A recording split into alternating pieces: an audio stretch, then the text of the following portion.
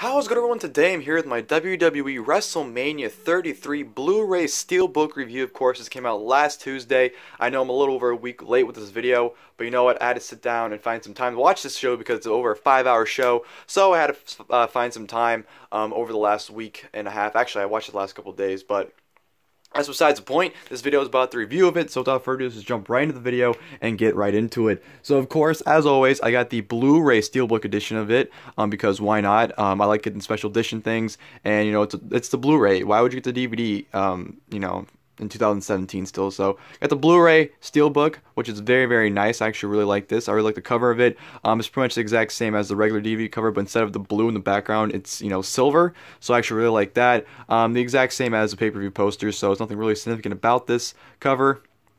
So it's nice. I like it. And of course, here is the spine. You have New Day on the spine right there. You got Big E, Kofi, and Xavier Woods. If it'll focus, there we go. And it says WWE WrestleMania 2017. I hate how it says the year instead of the number. It's stupid to me. And then it goes Steelbook right there on the side. So that's what it look like on your shelf. I don't know why it's not focusing on it. Let me see if I can get the focus. There we go. So that's what it look like on your shelf right there. And of course, here's the back with the pamphlet on here. I know you can just pull it off. So there is a regular back of the Steelbook.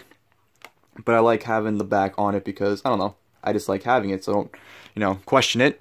And of course, here's the back. You have all the pictures, of course, highlighting the event. You have your main moments right there, of course, the Undertaker, pretty much WrestleMania revolving around him. Roman Reigns, Charlotte Flair, of course, they have Charlotte on here. The New Day, Naomi, Seth Rollins, Brock Lesnar, Randy Orton, Bayley, John Cena, Nikki Bella, and of course, the Hardys. And Triple H right there, of course, how you can forget. And of course, you have your description right here. If you guys want to go ahead and pause and read it, you can, but I'm going to read it anyway. So it's Welcome to WrestleMania, the ultimate thrill ride.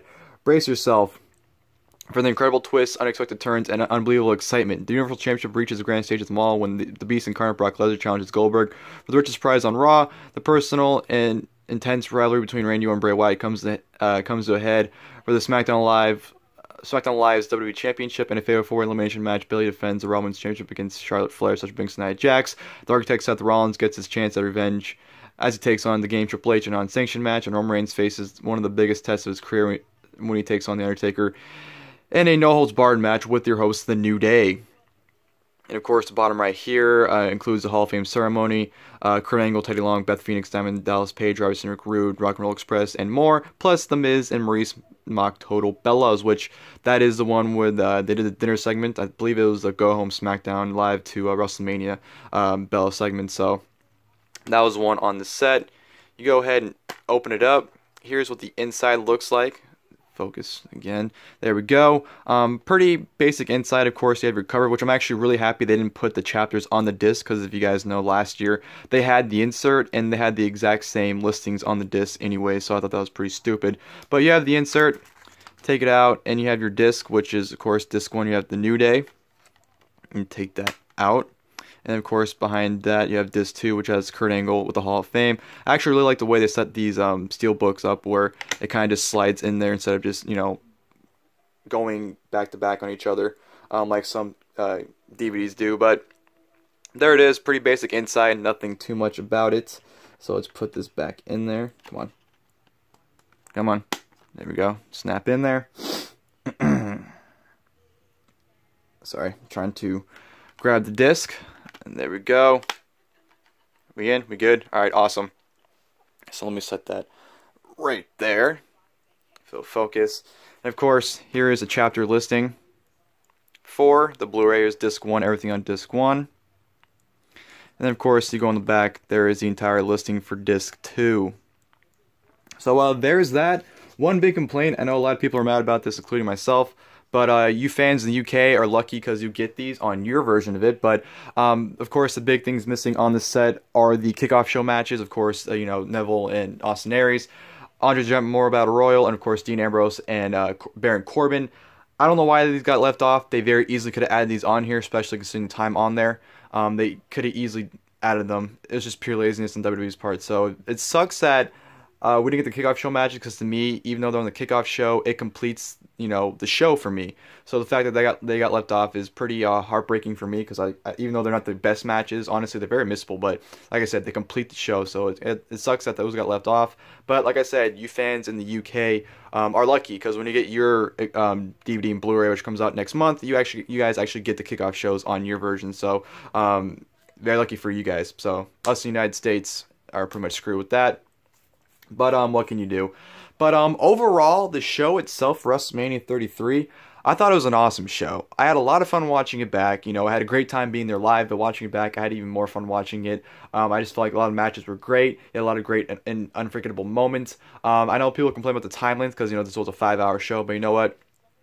I still thought it was an awesome WrestleMania. Had a lot of fun, and it was a great one. I had a lot of fun watching it, and it was a great time. So, hope you guys enjoyed WrestleMania this year. I know I certainly did, so there's that. Open the show up with a New Day. You know, pretty much welcome everyone to WrestleMania, which, you know, was quick and short, which I like, so that was good.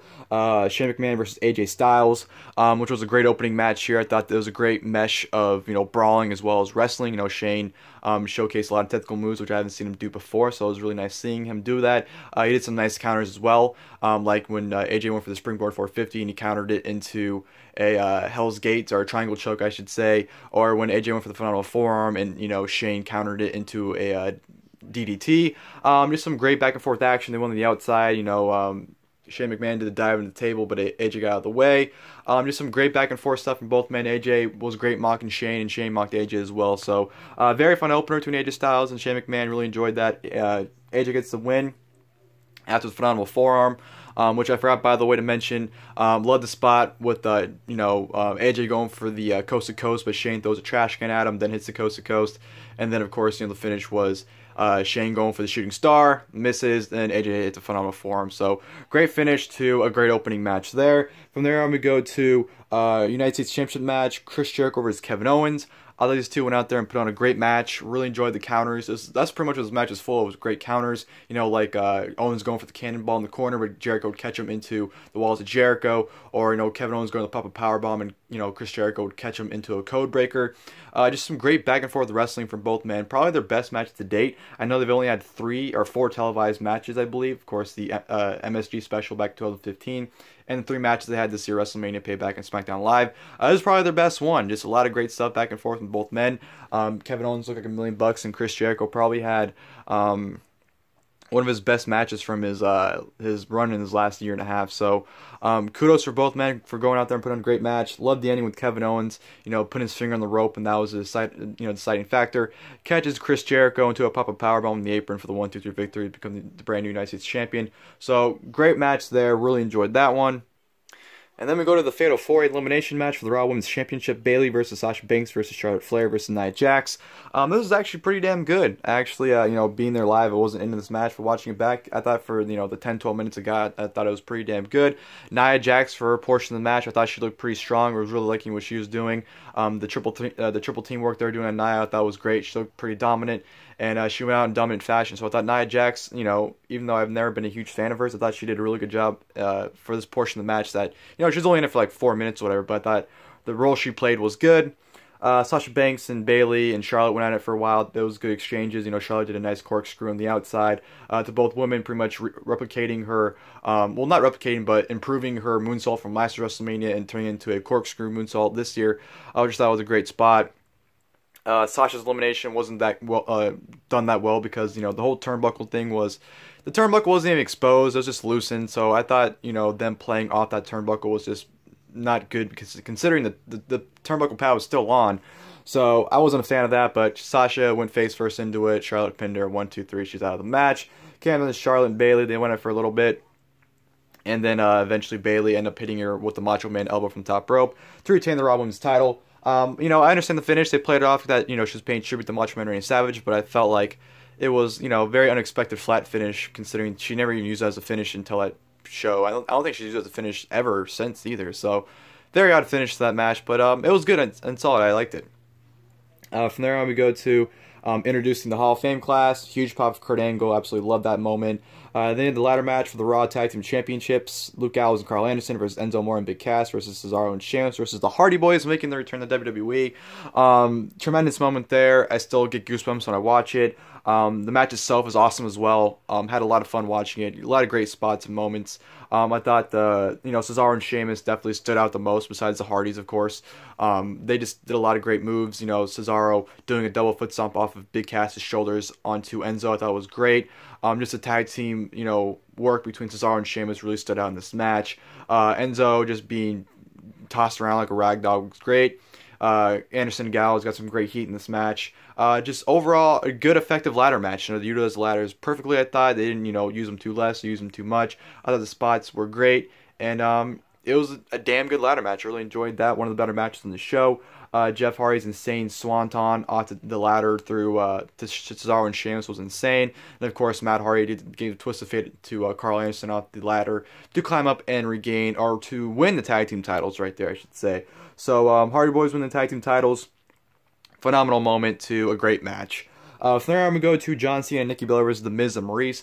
Not too much to talk about here. You basically had, Maryse and Nikki Bella go out for a little bit, and then, of course, The Miz and Cena got in the ring, where Miz pretty much just dominated John Cena, showboating, playing off to the crowd for about, it seemed like 8-9 minutes, and then, Nikki Bella, got the tag, and her and Maryse went at it, and then, of course, her and Cena hit their double finishers after the final shuffles on them for the win. So, very disappointing match. I really thought these two could have went out there. These two teams could have went there and had an awesome, mixed tag team match, but we didn't get that. So, what can you do? And then, of course, the amazing moment of John Cena proposing to Nikki Bella. I don't care what anyone says. That was an amazing moment, and it's great. I don't see how anyone could have booed a proposal. Like, honestly, that was a fantastic moment for both of them, and for me, because that was my first proposal I've ever seen in my life. So, that definitely made it even more special for me as well. So, very mediocre match, very disappointing, but the aftermath of Cena proposing, I thought, was an excellent moment for both of them. So, that was worth, the wait. From there, I'm going to go to the non-sanctioned match between Seth Rollins and Triple H. I know this match gets looked down upon by some people, but honestly, this match was match of the night. I thought it was fantastic. I thought, it was slow-paced, but it was an old-school wrestling match because, the things they were doing meant something. They weren't doing things just to do it. They were doing it because it meant something. I thought Triple H's annihilation of Seth Rollins' knee throughout this entire match was great. Utilizing the chair on the knee, putting it, inverted figure fours, knee, stomping the knee. Just everything Triple H did to Seth Rollins' knee was just absolutely fantastic. They told a great story in the ring. It was great psychology. And that's what you need. You don't need these fast-paced actions where they're trying to go out there and kill each other. This is a great old school style wrestling match, and that's why I don't think a lot of people like this match, because it was that. And I know, those type of matches don't get over as much as they used to nowadays, but for these two to go out there and just put on a great storytelling, psychology style match was great, and I thought it was an awesome match, and I really enjoyed it. And Seth Rollins did some great spots. He did a phenomenal Phoenix Splash, did a frog splash on the Triple H's back. Tried to use a sledgehammer, but Stephanie McMahon got in the way of it and prevented him from using it. But just great, like I said, great psychology-based match, great storytelling, and Triple H's annihilation of Seth Rollins' knee was fantastic. So, great stuff from them, and I love the fact that Seth Rollins beat Triple H with a pedigree after, Triple H got super kicked into Stephanie McMahon. She goes flying through the table. Rollins pedigrees him, 1, 2, 3. Seth Rollins is your winner. So, fantastic match. Like I said, in my opinion, match of the night. Really enjoyed that. From there, I'm going to go to the musical performance of Pitbull and, the other artists, which being there live was fun because I had the drunk Kurt Angle guy to entertain me dancing next to me. So that was the only fun part about that, but that was whatever. And then we go to the WWE Championship match between Bray Wyatt and Randy Orton. Shit match. Nothing much to say about it. All they really did was just go for their finishers for the most part. Bray Wyatt was pretty dominant after that.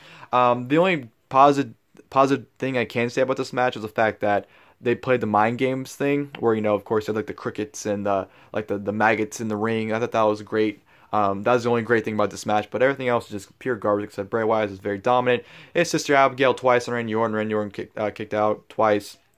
Hit an RKO on the outside, then hit an RKO on the inside for the ring for the 1, 2, 3. So Randy Orton, new WWE champion, very mediocre match. Not much to say about that. And then we go to the Universal Championship match, Goldberg versus Brock Lesnar. For the 5 minutes they got, it was absolutely awesome. I was on the edge of my seat there, and watching it back, I was getting goosebumps, putting myself back in that situation. Just right from the get-go, Brock Lesnar nails him with 3 German suplexes, then Goldberg just annihilates him with a spear, another spear, a spear through the barricade, throws him in the ring, goes for the jackhammer. Brock picks him up for an F5. Goldberg gets out of it, pushes him, spears him, hits him with a jackhammer. Brock kicks out. Brock nails him with 7 German suplexes after Goldberg goes for a spear, and Brock ducks it and gives him 7 German suplexes, followed by an F5 for the finish. 1, 2, 3. Brock Lesnar is your brand new Universal Champion. Like I said, for the 5 minutes it got, it was honestly a thrill ride, and it was awesome. I loved every moment of it. So that was a really good match between Brock Lesnar and Goldberg. Great stuff between both of them. And then we go to the 6-pack challenge match for the SmackDown Women's Championship. Alexa Bliss versus Naomi versus Becky Lynch versus Mickie James versus Natalya versus Carmella. For the short time this match got, because it only got like 4 or 5 minutes, I thought the women did great. I thought they went out there, had a lot of great near falls. It was pretty much them, eliminating each other, and then of course, going one-on-one and just kind of a Rumble style match, because they're just, constantly throwing each other out, trying to go have a one-on-one match with somebody. And I thought it made for great work. You had some great, near falls. Natalya fucked her spot up with the double sharpshooter, but that's besides the point. Mickie James looked great. Alexa Bliss, probably the most notable person in this match. I thought she did the best out of everyone in this match. Just had a lot of fun with it, and it was a really solid match. I just wish it got more time, because like I said, I thought it was going really, really well. And of course, Naomi got the victory with a submission to tap out Alexa Bliss to win the SmackDown Women's title. So, yeah, I just wish it got more time, but for what it was a very solid match. Enjoyed that. And of course, you had the attendance record being broken with the announcement, so that was that. Proud to be a part of history in terms of breaking the attendance. And then, of course, we go to the main event, which was the no-holds-barred match. Roman Reigns versus The Undertaker, which honestly I thought was a really good main event. I thought both men went out there and just absolutely, killed each other for the most part. I thought Undertaker was very dominant from the start, throwing Roman Reigns around, countering everything Roman Reigns thrown at him. Roman Reigns go for his dropkick, and Undertaker would catch him, or Taker would deck him in midair. And then, Undertaker chokeslamming him onto the announce table and, throwing Roman Reigns out of the ring, telling him this is my yard. So, Undertaker looked great in the beginning of the match. He looked very dominant, destroying Roman Reigns, honestly. Just countering everything Reigns threw at him, trying to establish that this was his yard. And, just annihilating him with the steel chairs. And, even gave him a tombstone after a chokeslam, the steel chair, gave him a tombstone. And, of course, Roman Reigns kicked out. And then that's where the entire momentum shifted, because Undertaker went for a tombstone, but Reigns fought out of it. Hit him with Superman punch and just pretty much annihilated the Undertaker with steel chairs. Speared him through the announce table after Undertaker was trying to, I guess, go for a tombstone. I don't know what Undertaker was going for, but he was, slit in the throat, and then, Reigns just speared him out of nowhere through the announce table. Destroyed Undertaker with chairs. Speared him not once, not twice, but 3 times in the ring after that. Was it 3 or 4? I don't even know how many times he speared him. He speared him a lot of times. That's all I know. But of course, that one last spear after Undertaker told me he doesn't have the balls. Hits a spear in Undertaker. 1, 2, 3. Roman Reigns defeats The Undertaker at WrestleMania 33 in the main event, thus retiring The Undertaker. Which is why the Thank You Taker shirt's right there.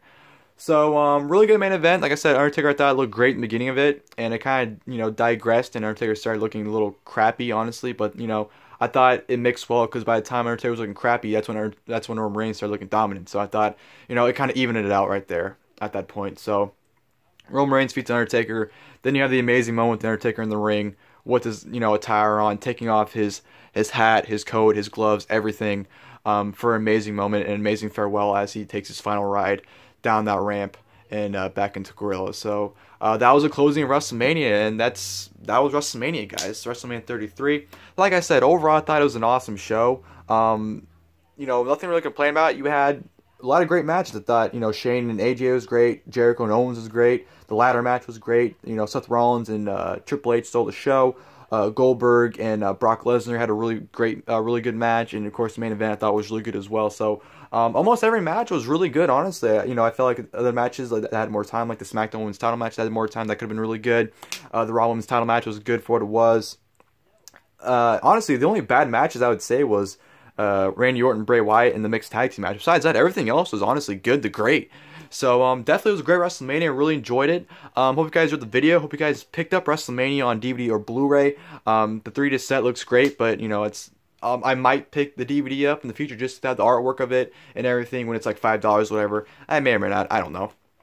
But the Blu-ray Steelbook, I'm fine with that for now. So if I just end up with that, that's fine. But hope you guys enjoyed the video. If you guys did, please leave a like below. If you guys would like, please leave your comments about WrestleMania 33 in the comment section if you guys would like. And as always, I'll see you guys next time. Thank you guys for watching the video.